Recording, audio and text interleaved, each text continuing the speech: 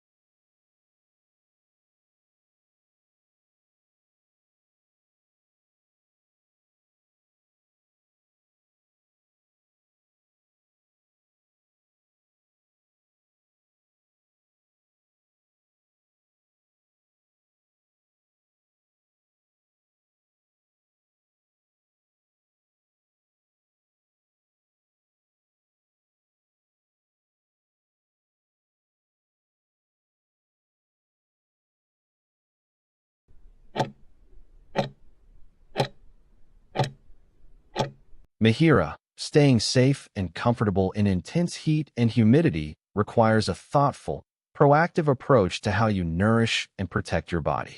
One of the most vital strategies is maintaining consistent hydration. Rather than waiting until you feel thirsty, it is best to sip water steadily throughout the day to keep your system balanced. When the air is heavy with moisture, your body's natural cooling mechanism, sweat, doesn't evaporate as easily, so wearing lightweight, moisture-wicking clothing can be a transformative choice, as these fabrics help pull dampness away from your skin to keep you cooler. If you find yourself perspiring heavily, you might also consider gentle salt replacement through electrolyte-rich drinks or lightly salted snacks to replenish what is lost.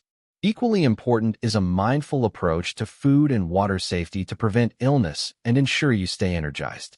To guard against dehydration and stomach upset, it is wisest to rely exclusively on water that has been thoroughly boiled or comes from a sealed, reputable bottle. When it comes to dining, choosing hot, freshly cooked meals over raw dishes provides an extra layer of protection.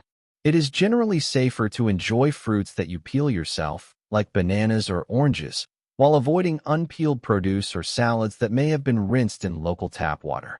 By following these gentle precautions, you can navigate the warmth with confidence and ease.